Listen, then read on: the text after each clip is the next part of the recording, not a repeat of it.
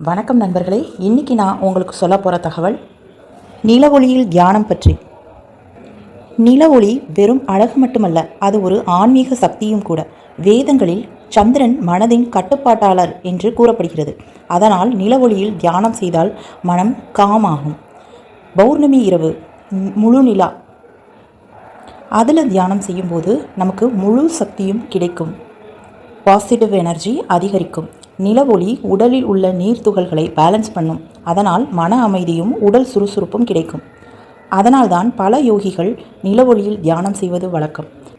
நீங்களும் முயற்சி செஞ்சு பாருங்கள். எப்படி செய்கிறது அப்படின்னா, ஒரு சாந்தமான இடத்த தேர்வு செஞ்சு அதில் உட்காந்துக்கோங்க. அந்த இடத்துல நிலாவோட வெளிச்சம் தெளிவாக தெரிகிற மாதிரி பார்த்துக்கோங்க. அங்கேருந்து நிலவை நம்ம பார்த்துக்கிட்டே இருக்கணும் கொஞ்சம் நேரம். அது நமக்கு ஒரு அமைதியை தரும். அந்த அமைதி மனசை ரிலாக்ஸ் பண்ணும். அதுக்கப்புறம் கண்ணை மூடி ஆழ்ந்த சுவாசம் எடுத்துக்கொள்ளணும். சுவாசத்தில் கவனம் செலுத்தணும். ஓம் அப்படி மந்திரம் ஜெபிக்கலாம். அதுவும் ரொம்ப நல்லது.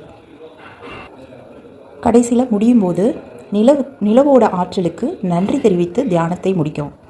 இந்த மாதிரி நம்ம தியானம் செய்யும்போது மன அமைதியும் ஆன்மீக சக்தியும் நமக்கு நிறைய கிடைக்கும்.